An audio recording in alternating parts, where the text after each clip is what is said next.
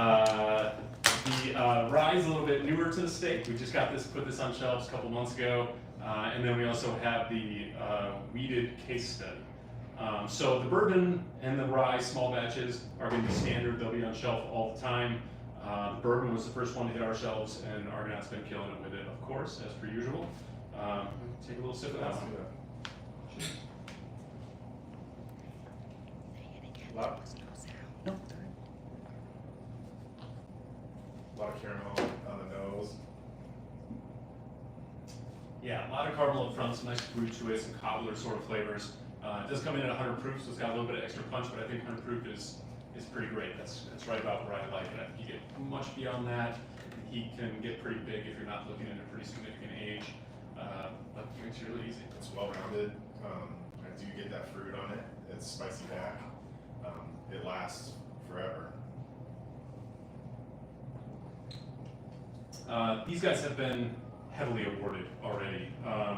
The small batch bourbon won 98 points with the IWSC, 4 different gold medals with those guys over the years in their launch year. The rye is a little bit newer, but these guys have already picked up a double gold as well. And the weeded was just rated by the San Francisco Wine and Spirits Competition as the best weeded whiskey in the entire world. It was one of 500 bottles submit to the competition. They made it down to about the final 3 dozen or so bottles, and then in their category being weeded bourbon, they just took over, won the entire thing, double gold, 98 points, best weeded in the entire world.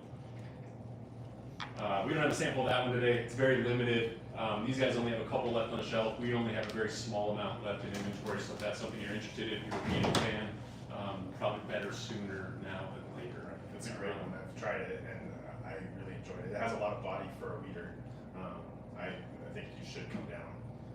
And I think like most weeded, it's a little bit sweeter than what standard bourbons would be with the higher rye contents, and it's got a little touch of extra heat to it as well. You guys might have also seen the single barrels come through Argonaut. We've had about 2 of those releases in Colorado so far. The single barrels are definitely the most sought after. We don't have anything on shelf right now for them. They tend to come and go very quickly. I don't know if these guys have anything hiding, but we should have another batch of that before too long. I would guess we'll see one for the holidays. When you see those, it's going to be the same idea, black label, hop on those quickly. They come and go very quickly. We have very allocated numbers. Argonaut is generally taken care of pretty well, but with demand in bourbon, you know, they go quick. These decanters are beautiful, by the way, too. Yeah, they're intended to actually be decanters. So this top part is actually brass. Thing weighs about 2 pounds itself. The back label, they actually don't use any glue on it, so you can peel that right off, no problem. And then the only front labeling, I'm not sure if you'll be able to see it on camera, but just says Frank August real small down at the bottom there. So they work really well as a decanter. I use them as an infinity decanter at home, so the last ounce or pour of every bottle I toss in a bottle, and you end up with kind of a house blend that's kind of fun. So not only they look like decanters, they work that way pretty well as well. So, right. We had a comment that one of the customers said the wheat is the best. Wheated is best. So. Everybody loves wheat these days, so wheated is definitely it gets a lot of attention. I think these guys have 2 bottles on the shelf right now. I think at our company we're probably under about 3 6-pack cases left. So as these sell out here, we'll put more on the shelf. These guys will probably get some of the final bottles. But if you like it, hop on it. The case studies are meant to be one-off releases, so they will not be back through. The first 2 case studies both won double gold at San Francisco. They were Mizunora finish. That was before they actually reached Colorado, so we never had those out here. The 4th one was a winter covered rye. That one got a double gold at IWSC, International Wine and Spirits Competition. But San Francisco is the biggest bourbon competition in the world. They have more entries there than anywhere else in the world. And so far, every batch, these guys are killing it down there. So if you just do a quick search on Google for Frank August, San Francisco Wine and Spirits Competition, you'll see some of the awards and some of the tasting notes these guys are getting.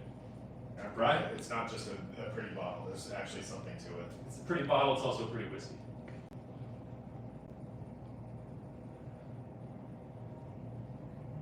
It's pretty straightforward rye, peppery, not overwhelming on the spice.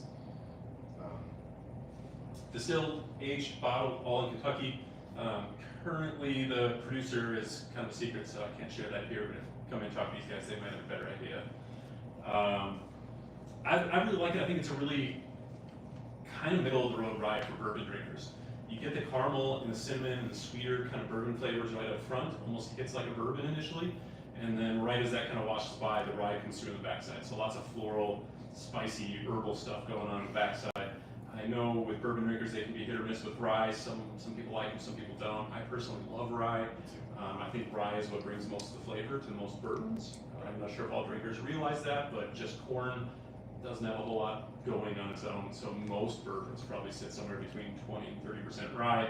That's where most of your spiciness and your heft is going to come from. So when you move to something like this, it's going to be at least 51% rye wheat. Rye grain, and so definitely herbal, spicy, but in this one I think really nice balance between the sweetness and those more herbal qualities to it. You should really come in and check these out. These are really great whiskeys. I don't think that they have a lot of following yet, so you can get them still. Actually, a really great following, just not in Colorado yet because they're fairly new to our market. But like their Instagram, I think they got something like 30,000 followers. We'll get there. So they're doing pretty good, and they've also spent $0 on advertising. So when you buy these bottles, you're not paying for giant marketing schemes or anything like that. They've literally not spent a single penny on marketing. They do very well on social media, Instagram, things like that. But you won't see ads or buses or anything like that running around town. They kind of let the whiskey do the talking for them. That's the best way to do it, in my opinion. Absolutely.